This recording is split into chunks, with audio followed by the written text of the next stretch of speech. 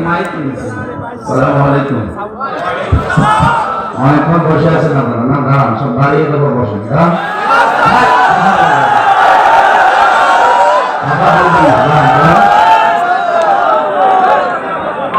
এবার বসে পড়েন, যারা আশপাশে আছেন ভেতর বুঝে পড়েন। কি আপনি বসেননি? বসে পড়েন, আমরা বসে পড়েন। মাইক আমার কানের দিকে ঘুরিয়ে দেন তো ভাই, এটা কানের দিকে ঘুরিয়ে দেন। এখানে কারা আছেন দাঁড়িয়ে, এটা কানের দিকে ঘুরিয়ে দেন। বিভাগ দেন, বিভাগ। পরিবেশটা ঠিক করেন।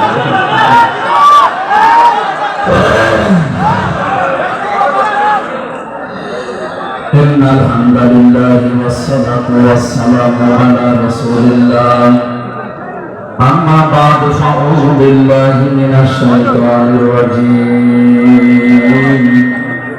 بسم الله الرحمن الرحيم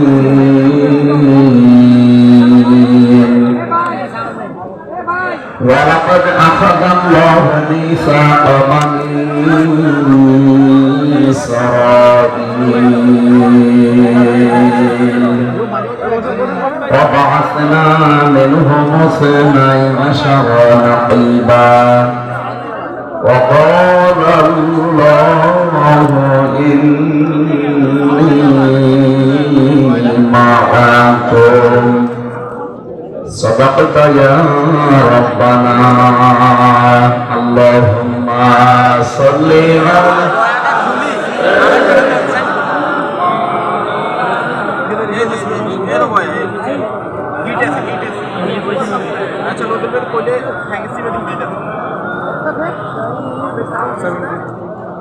আলহামদুলিল্লাহ।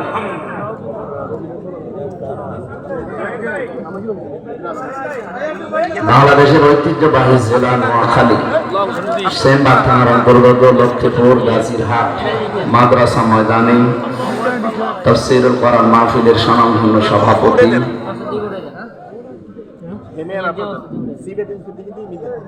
সোয়ান ইন্টারন্যাশনাল প্রাইভেট লিমিটেড চট্টগ্রামের সম্মানিত চেয়ারম্যান, বিশিষ্ট সমাজসেবক, আমার শ্রদ্ধাভাজন ব্যক্তিত্ব জনাব মোহাম্মদ শাহাবুদ্দিন আতালাল্লাহু উমরাহু ওয়া বারাকাল্লাহু ফি হায়াতি, আমিন।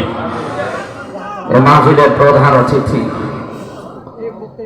এলাকার মাটি ও মানুষের সন্তান, সাবেক বিরোধী দলীয় চিফ হুইপ ও চেয়ারপারসন, উপদেষ্টা বিএনপি, সাবেক এমপি, পাঁচবার যিনি জনগণের ভোটে নির্বাচিত, জনাব জয়নুল আবেদিন ফারুক দামাত বারকাতুহুল আলিয়া।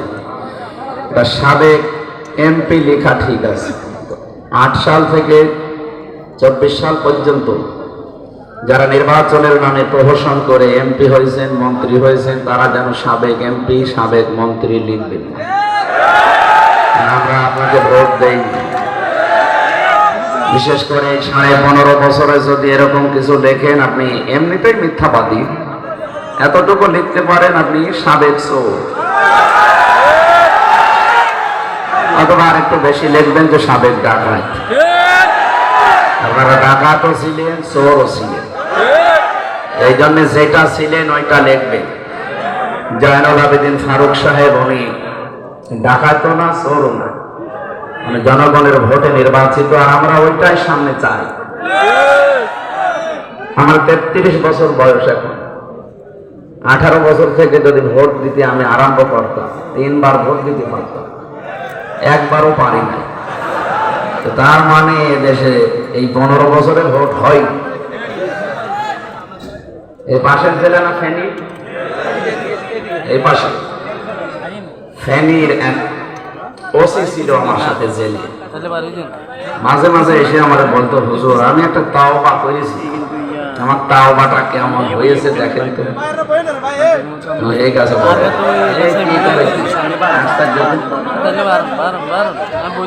ক্যামেরাম্যান, বসো বসো বসো। আমি বললাম আওয়াজ করা যাবে না, আওয়াজ করছে কি আশ্চর্য। হ্যাঁ, এখানে কেউ যেন আর না আসে, এখান থেকে চলে যান না, এখানে বসেন, কিচ্ছু লাগবে না। এখানে কি করতে আসেন? এখানে কিসের পানি? কিছু লাগবে না, বসে পড়েন, একদম নিস্তব্ধ হয়ে যান।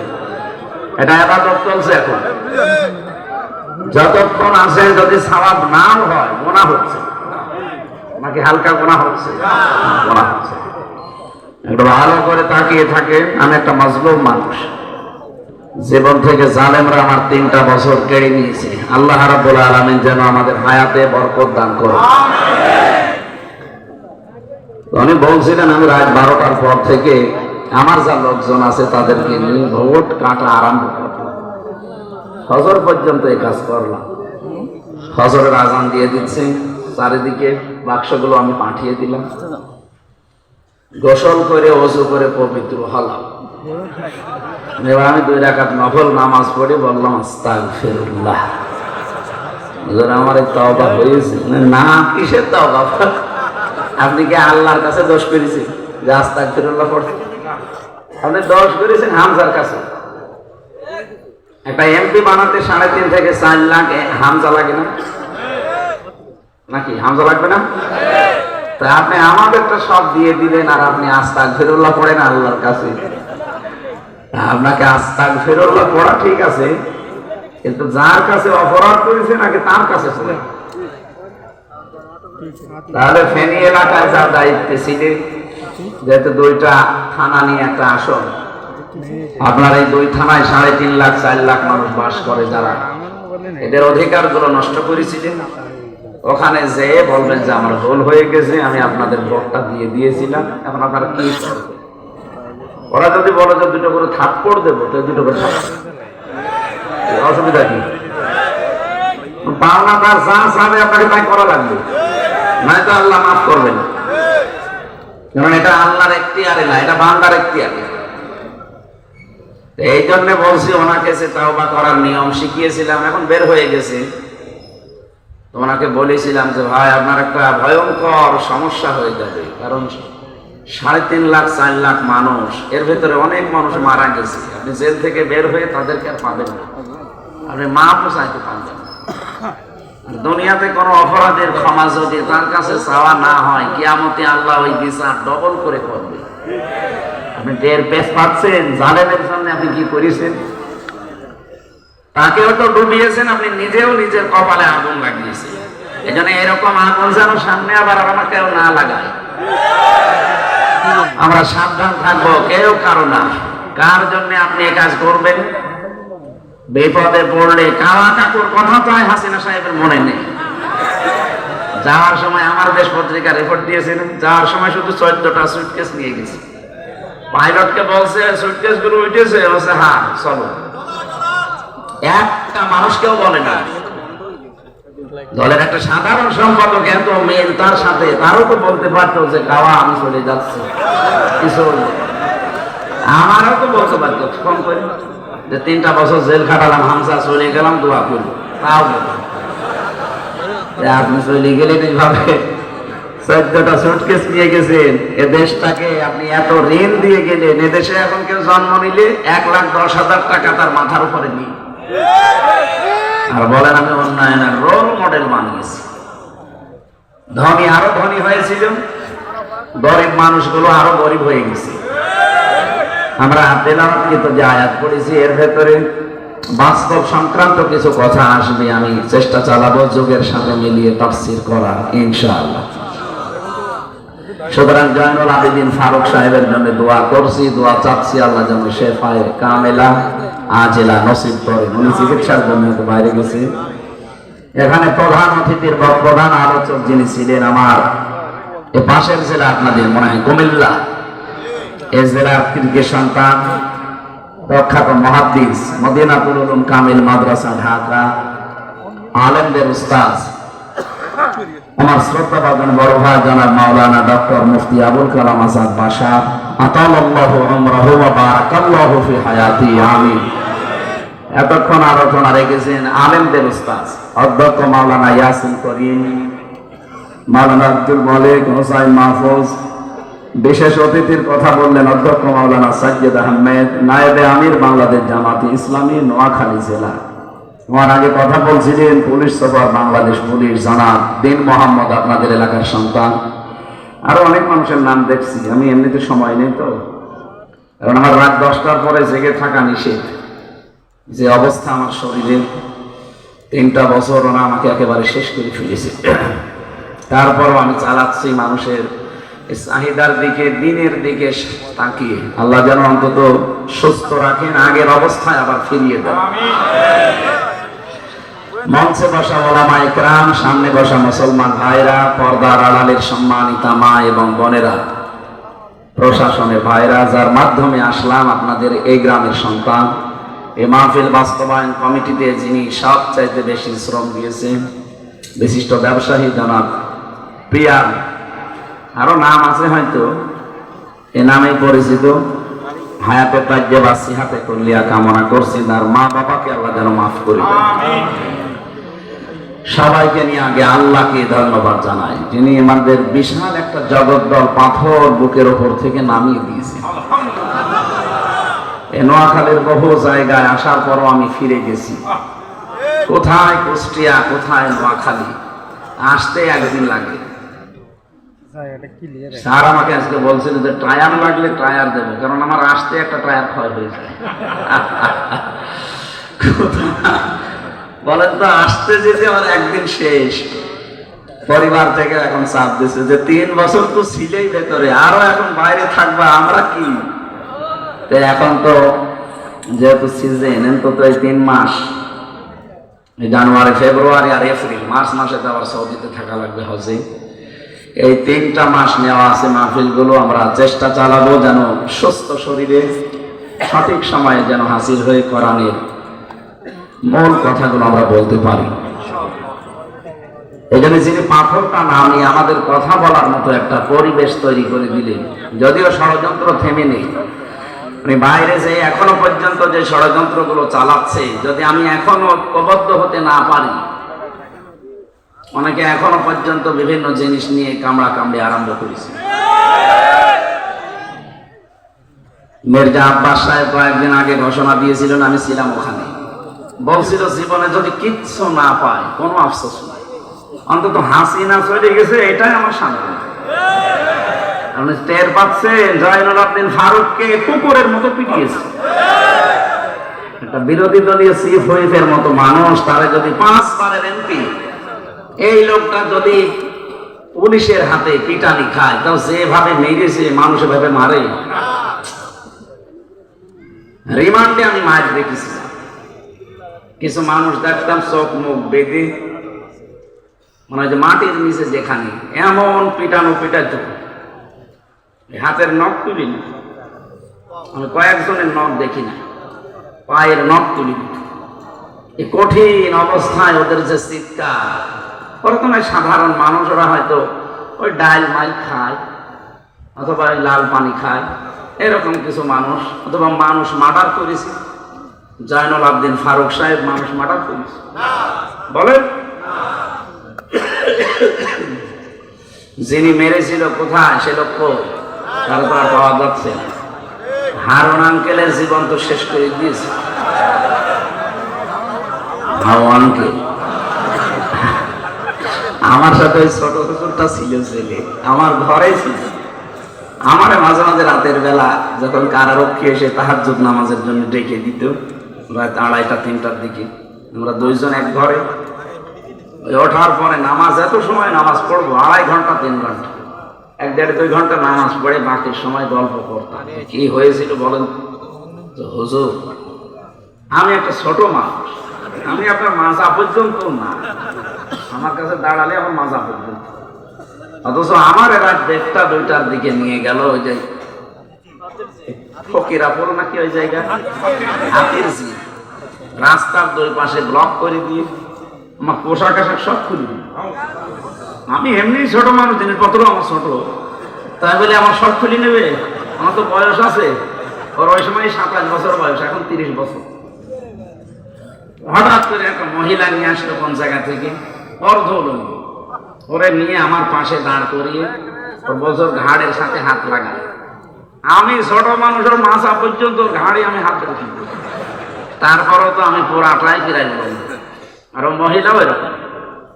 আর আমার হাতে কোন জায়গাতে একটা সিগারেট ধরিয়ে আপনি টানবেন, আমরা ছবি তুলব, সকালবেলা দেখাবো যে হুজুর এরকম। অসহায় লাগছিল নিজেকে।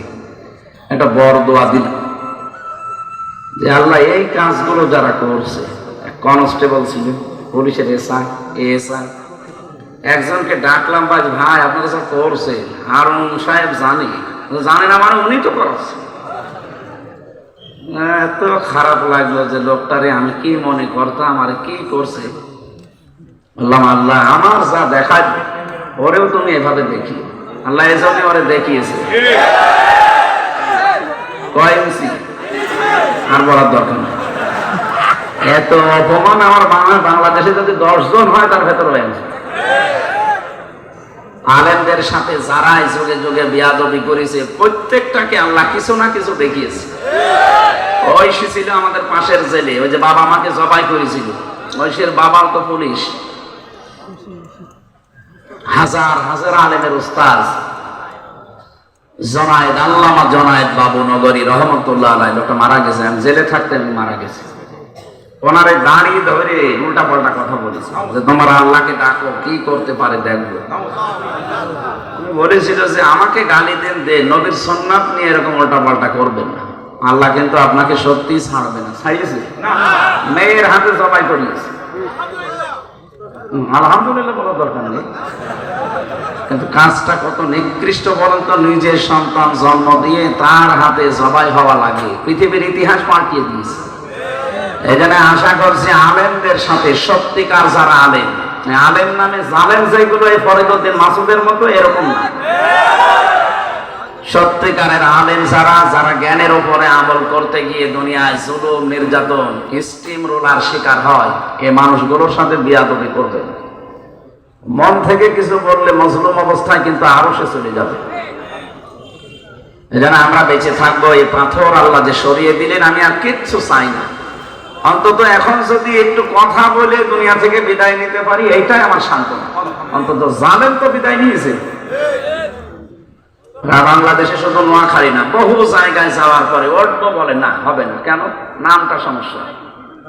আমির হামজা বাদ দিয়ে অন্য হুজুর নিয়ে আসেন, কোনো অসুবিধা নেই। আরে ভাই, অন্য হুজুর এসে আপনার বাবার কথা বলবেন। আর কোরআনে কারীম থেকে যদি সঠিক কথা কেউ তুলে না ধরে, তার কথা শোনাই তো জায়েজ নেই। নবীদের চাইতে ভালো মানুষ দুনিয়ায় ছিল? নবীকে পর্যন্ত আল্লাহ ধমক দিয়েছেন, ইয়া আইয়ুহার রাসূল বাল্লিগ মা উনজিলা ইলাইকা মির রাব্বিক। হে রাসূল, আপনাকে আমি যেটা দিলাম এটা যদি প্রচার না করেন, এটা যদি তাবলীগ না করেন, এটা মানুষকে যদি না শোনান, তাহলে রিসালাতের যে বিশাল দায়িত্ব দিয়ে পাঠালাম আপনি ওটা পালনই করেননি। পালন না, পালনই হসাই আসে। ওয়াইল্লাম তাফআল ফামা বাল্লাগতা রিসালাতা আল্লাহু ইয়াসিমুকা মিনান নাস।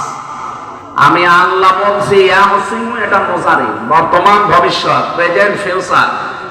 আপনি যদি সত্যিকারে কোরআনে কারীম প্রচার করতে পারেন ইখলাসের সাথে, আমি আল্লাহ কিয়ামত পর্যন্ত, শুধু আপনাকে না, ইয়াসিমু যেহেতু মুজারি, যখন থেকে নাজিল হয়েছে ওই দিন কিয়ামত পর্যন্ত এই আয়াত থাকবে কোরআনে। কিয়ামত পর্যন্ত যারা সত্যিকারের আপনার মতো প্রচার করবে, আমি তাদেরকেও আপনার মতো বাঁচাবো। আল্লাহর এই গ্যারান্টি আমাদের বিশ্বাস হয় না? আল্লাহু লা ইয়াহদিল কওমাজ যালিম কওমাল কাফিরিন। আমি আল্লাহ বলছি, কোন কাফেরকে পথ দেখাচ্ছি না, দেখাবো না। কাফেরের প্রশ্ন আসতে পারে, কত কাফের তো মুসলমান হয়? জবাব হচ্ছে কাফারা ইয়াকফুরু শব্দের শাব্দিক অর্থ জানা শোনার পরে গোপন করা। অনেক কাফের না জেনে হয়তো কুফরি করে।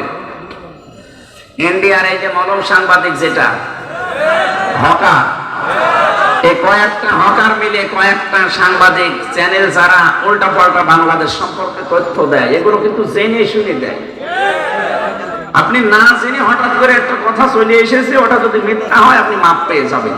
কিন্তু একেবারে উদ্দেশ্য প্রণোদিত ভাবে একটা মানুষকে, একটা দেশকে কালার করার জন্য বিশ্বের কাছে আপনি উঠে পড়ে লেগে যাবেন, এইটার কোনো ক্ষমা নেই। আর এইরকম মানুষকে আল্লাহ পথ দেখায় না। কথা বুঝতেছেন? এই দেশটার পেছনে লেগে আছে এই প্রতিবেশী নামে কলঙ্ক। এরা সারাটা জীবনের মিথ্যা ছড়িয়েছে এই দেশটা নিয়ে, যে এই দেশে নাকি সংখ্যালঘু নির্যাতন হয়। এটা যে তাহা মিথ্যা কথা, ভয়েস অফ আমেরিকা কয়েকদিন আগে রিপোর্ট দিয়েছে, না, এটা পুরোটা মিথ্যা। তাম পৃথিবীর ভেতরে 257টা রাষ্ট্র একমাত্র দেশ বাংলাদেশ যেখানে সাম্প্রদায়িক সম্প্রীতি সবচাইতে বেশি। আমার এই ছোট্ট বয়সে আমি যেহেতু আকিস গ্রুপে আছি, ওনাদের খতিব আমি, এই হিসাবে বহু দেশে আমারে নিয়েছি। একবারে একটা ভিসা লাগিয়ে দেয়, প্রায় 37টা দেশে যাওয়া যায়। বহু দেশে ওনার মাধ্যমে উনি যেহেতু নিজে যায় আর সাথে করে আমার ওনার প্রতিষ্ঠানগুলো দেখায়, ওখানে যে সেমিনার করায়। কয়েকদিন আগে কয়েকটা দেশে নিয়ে গেল, বড় বড় দেশে নিয়ে। এই সমস্ত জায়গায় যে দেখেছি সাম্প্রদায়িক সম্প্রীতি পৃথিবীতে যে বলা হয় বাংলাদেশে 1 নম্বরে, আসলে 1 নম্বর। এখানে রোজা আর পূজা পাশাপাশি হচ্ছে। পৃথিবীর কোন দেশে হয় আপনি দেখান, আমি পাইনি। পৃথিবীর রোজা আর পূজা এক দেশে হয় একেবারে পাশাপাশি, আমি কোনো জায়গায় পাইনি, শুধু শুনেছি, পাইনি কোনো জায়গায়। বাংলাদেশে দেখেছি মাইক্রোসফট, এরা চালায় হচ্ছে খ্রিস্টানরা, অথচ এখন রিপোর্ট দিচ্ছে এই বাংলাদেশে আগস্টের 5 তারিখের পর থেকে আজ পর্যন্ত সবচেয়ে বেশি মানে শান্তিতে আছে, নিরাপদে আছে যারা অমুসলিম তারা। আমরা মুসলমানের হাতে হালকা পাতলা কষ্ট পাচ্ছি, কিন্তু ওরা নিরাপদে আছে। ওরা নিরাপদে আছে, এই জন্য ওদের মুখ থেকে এখন বাধ্য হয়ে এই কথাগুলো বের হচ্ছে। কয়েকদিন আগে এই যে পঞ্চগড় আর মাগুরা, এই 2 জেলা থেকে 2 জন মহিলা গিয়েছিল ভারতে। সাংবাদিক ওই মলম যেটা আছে ওটা ভাই হবে, এসে বলছে আপনি বলেন যে আপনার মেয়েকে রেপ করা হয়েছে বাংলাদেশে, আপনারা টিকতে পারছেন না, এই জন্য আপনারা প্রচার করতে পারেন না বলে চলে এসেছেন। কি বলিস? আমি এসেছি আমার মেয়ের হাতের চিকিৎসা করার জন্য। আর সবচাইতে বেশি আমরা নিরাপদে আছি আগস্টের 5 তারিখের পর থেকে। ওর মুখ গেছে পোড়াটা বন্ধ হয়ে। এগুলো বিশ্বের আন্তর্জাতিক মিডিয়া দেখছে না। আপনি এতদিন মিথ্যা ছড়িয়ে পার পেয়েছেন শুধু কন্যার কারণে। এখন কন্যা নেই, এখন আর কোনো ছাড় নেই। এদেশের মানুষকে যে ভয় দেখিয়েছিলেন, ওই ভয় আল্লাহ পুরাটা উল্টি আপনাদের দিয়েছে। ওরা আমাদের ভয় দেখিয়েছিল যে আমরা না খেয়ে মারা যাব, এখন নিজেরাই না খেয়ে মারা যাচ্ছে। ওই দেশে এমন একটা উগ্রপন্থী জাতি, ওরা এই হিন্দুরা, সব হিন্দু না, যারা উগ্র তাদেরকে বলছি, এই মোদী সাহেবের মুরিদ যারা, এরা এত নিকৃষ্ট পর্যায়ে পৌঁছিয়েছে, খ্রিস্টান 2টা যুবতী মেয়েকে উলঙ্গ করে রাস্তায় হাঁটিয়েছে। ডোনাল্ড ট্রাম্প একজন খ্রিস্টান, কি সে বোঝে না, সে দেখেন, সে জাতি মাতাল হলো, মানে ঠিক আছে। সে ক্ষমতা পাওয়ার পরে যে 20 তারিখে তার শপথ, ও অলরেডি বলেই দিয়েছে যে আমার মেয়েকে, আমার মাকে যারা উলঙ্গ করে রাস্তায় হাঁটাতে পারে, 16 লাখ ভারতীয় আছে আমেরিকায়, সব পাঠিয়ে দেবো। আমি শপথ নেই। আমার মনে হয় দাদার ধৌতি খুলল বলি, এখনো তো টের পাননি। এতদিন কন্যার কারণে দেশের মানুষ কিছু বলতো না, যে মেয়ে দিয়েছি আবার অশান্তি হবে। এখন কন্যা চলে গেছে জীবনের মতো, আমাদের আর অশান্তির কোনো ভাবনা চিন্তা নেই। যা করবেন মেয়ের নিয়ে করেন না। এই কথা বলেন না কেন? এই বিশাল পাথর যিনি সরালেন তাকে বলেন আলহামদুলিল্লাহ। দরুদ আর সালাম পড়ছি আমাদের নবী মুহাম্মদ রাসূলুল্লাহ সাল্লাল্লাহু আলাইহি ওয়াসাল্লামের প্রতি। আমরা কোরআনে কারীম থেকে মাত্র 1 আয়াতের 4 ভাগের 1 ভাগ পড়েছি। সূরার নাম সূরা মায়েদা, 120টা আয়াত আছে। মাত্র একটা আয়াতের সংখ্যা 12 নাম্বার আয়াত থেকে 4 ভাগ করলে 1 ভাগ হয়, অতটুকু আমরা তেলাওয়াত করলাম। তাফসীর আকারে কথা বলবো ইনশাআল্লাহ। কোরআনে কারীম যারা শুনতে এসেছি আমরা আজকে আনন্দিত, যদিও এটা গ্রাম অঞ্চল বা মানে সেই রকম শহর তো না, এটা নাকি গ্রাম অঞ্চল, প্রত্যন্ত অঞ্চল। শুধু কোরআনের কারণে আজকের এই সাজ দেখতে পাচ্ছেন। বাইরের থেকে দেখেন মনে হচ্ছে যে জান্নাতে প্রবেশ করছি। কি সুন্দর করে সাজিয়েছে লাইটিং দিয়ে, এরপরে প্রজেক্টর দিয়ে। জান্নাতের ভেতরে যারা ঢুকবে এই মানুষগুলোকে আল্লাহ কোনোদিন বের করে দেবে না। খালিদিনা ফিহা লা ইয়াবগুনা আনহা হিওয়ালা। জান্নাতে যারা প্রবেশ করে এদেরকে আল্লাহ বের করে দেয় না, আর এরা বের হতেও চাইবে না।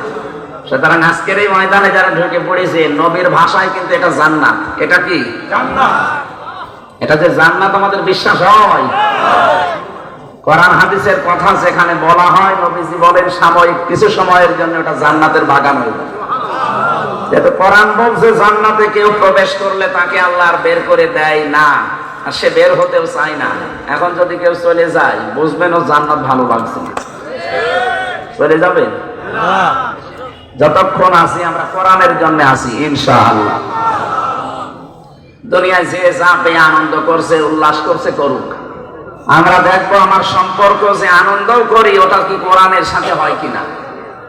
দুনিয়ার একেবারে শুরু থেকে যা করব শেষ পর্যন্ত সব যদি কোরআন কেন্দ্রিক হয় তাহলে আপনি আনন্দ করতে পারেন। আল্লাহ রাব্বুল আলামিন বলেন, কুল বিফাদলিল্লাহি ওয়া বিরহমাতিহি ফাবিযালিকা ফালিয়াফরাহু হুয়া খায়রুম মিম্মা ইয়াজমাউন। সূরা ইউনূস 11 নম্বর পারা 14 নম্বর পৃষ্ঠার 7 নম্বর লাইনের 58 নম্বর আয়াত। এটা কোরআনে কারীমের 10 নম্বর সূরায় আছে। তাফসীরে ফি জিলালিল কোরআন থেকে বলছি, সাইয়্যিদ কুতুব রাহমাতুল্লাহ আলাইহি লিখেছেন, আল্লাহ পাক বলেন, হে নবী দুনিয়ার মানুষকে আপনি বলে দেন তারা যেন আনন্দ করে আমার কোরআন নিয়ে। কোরআন কি মাথায় নিয়ে নাচবেন আপনি? না, স্যার বলছিলেন না সব কাজে আদেশ অসৎ কাজে নিষেধ, এটাই কোরআনের মেন কথা।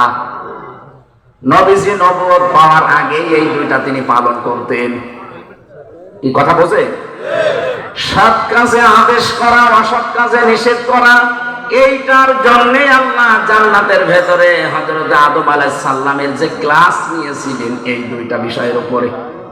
এটা হয়তো অনেকে জানেন না, আমি সিক্রেট ওপেন করছি আজকে। এদিকে তাকান, যান বসেন, আপনি বসেন, ভালো করে বসেন।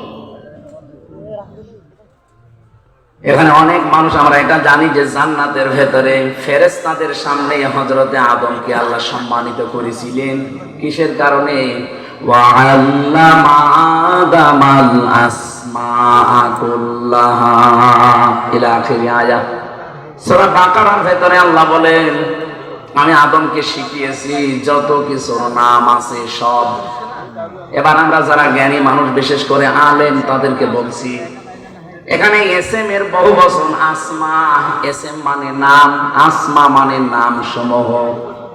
আপনার কি মনে হয় ক্লাস নিচ্ছে সরাসরি কে? ছাত্রকে? আদম নবী, সাধারণ মানুষ না।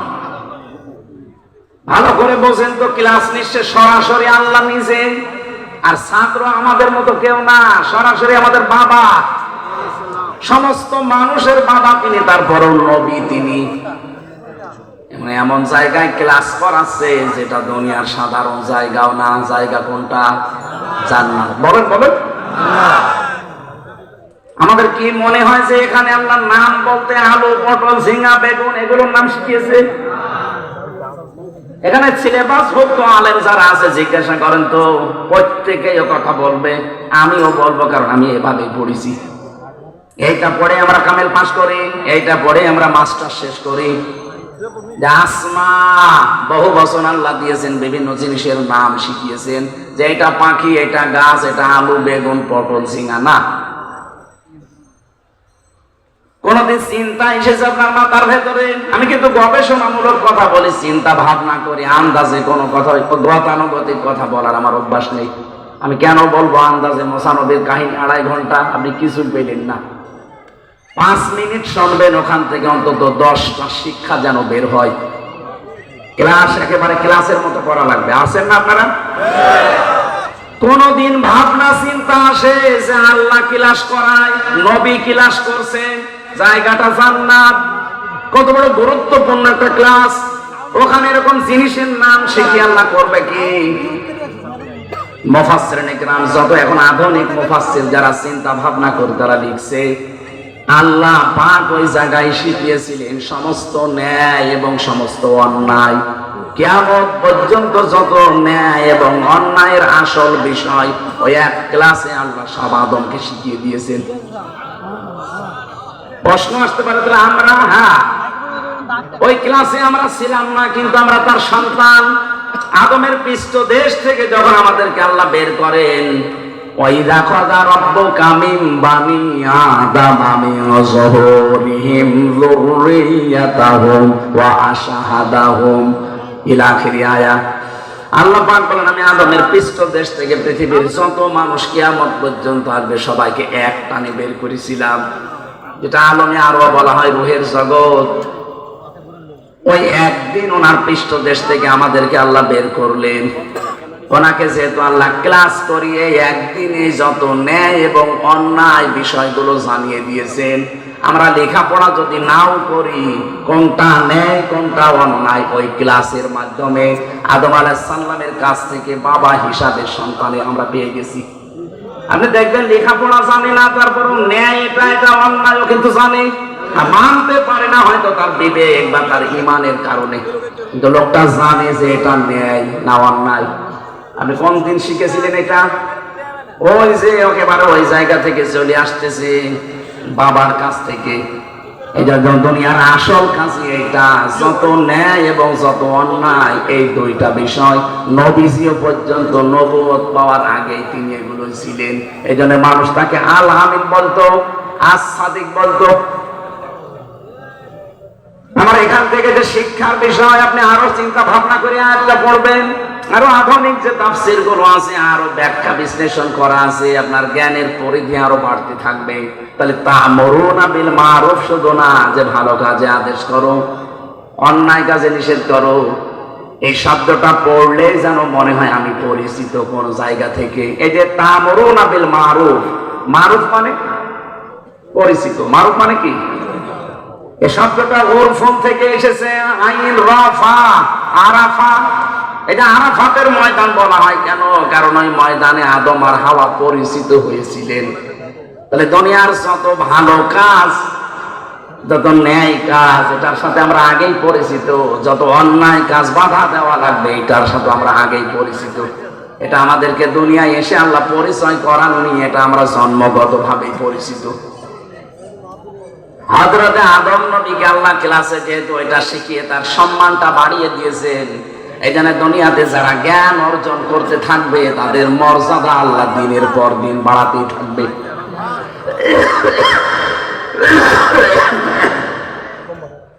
এই তথ্যটা আছে সূরা মুজাদালা 28 নম্বর পারার 2 নম্বর পৃষ্ঠার 14 নম্বর লাইনের 11 নম্বর আয়াতের মাঝের অংশে আছে, ওয়াল্লাযীনা উতুল ইলমা দারাজাত।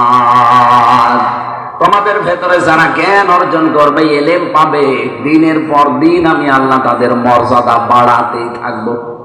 শুধু বাড়াবো না, দারাজাত বহু বচন। যারা ইলম পাবে তাদের মর্যাদা বাড়তে থাকবে। প্রশ্ন আসতে পারে, কত জ্ঞানী মানুষকে আল্লাহ এখন মানুষকে দিয়ে অপমান করাচ্ছে। হ্যাঁ, জ্ঞান অর্জন করলেই হবে না, জ্ঞান অনুযায়ী আমল থাকা লাগবে। কথা বুঝতেছেন? সত্যিকার অর্থে নিজের যোগ্যতা এবং জ্ঞান অনুযায়ী কোন মানুষ যদি সঠিক থাকতে পারে, হ্যাঁ ঝড় ঝাপটা আসবে, কিন্তু তার টিকে থাকা লাগবে। ও যদি সত্যি টিকে থাকতে পারে, নাও থাকতে পারে, দিন যত যাবে ওর মর্যাদা আল্লাহ তত বাড়িয়ে দেবে। এই 15.5 বছরে যারা বৈষম্যের শিকার ছিল, সঠিকভাবে চলতে গিয়েও তারা পারে নাই, এরপরেও কিন্তু প্রশাসন বলেন, বিচার ব্যবস্থা বলেন, শিক্ষা ব্যবস্থা বলেন, স্বাস্থ্য ব্যবস্থা, সব জায়গায় অনেকে চেষ্টা চালিয়েছে, কিন্তু পারে নাই। এই মানুষগুলোর দিকে আজ তাকান, তাদের সম্মান মর্যাদা আল্লাহ কিন্তু বাড়াতেই আছে। আমি নাম ধরে বলতে পারি কিন্তু বললাম না। তাহলে এখান থেকে আমরা শিখলাম কি? এই পৃথিবীতে কঠিন অবস্থা যতই আসুক, আমি আমার চেয়ারের সাথে যেন বেঈমানি না করি, আমি আমার গদির সাথে যেন বেঈমানি না করি, আমার যে যোগ্যতা, যে পাওয়ার বা যে জায়গাটা আল্লাহ আমাকে দিয়েছিল, ওই জায়গার সাথে যেন আমি ধোঁকাবাজি না করি। তাহলে দিন যত যাবে আমার মর্যাদা দুনিয়ার মানুষের কাছে কমতেই থাকবে।